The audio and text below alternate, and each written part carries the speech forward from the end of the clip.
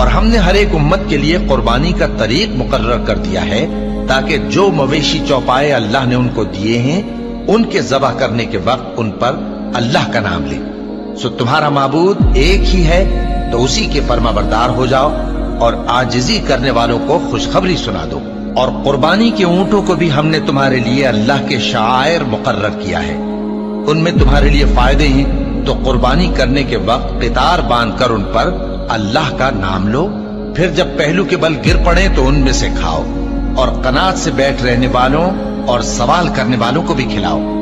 اس طرح ہم نے ان کو تمہارے زیر فرمان کر دیا ہے تاکہ تم شکر کرو۔ اللہ تک نہ ان کا گوشت پہنچتا ہے اور نہ خون، بلکہ اس تک تمہاری پرہیزگاری پہنچتی ہے۔ اسی طرح اللہ نے ان کو تمہارے زیر فرمان کر دیا ہے تاکہ اس بات کے بدلے کہ اس نے تم کو ہدایت بخشی ہے اسے بزرگی سے یاد کرو۔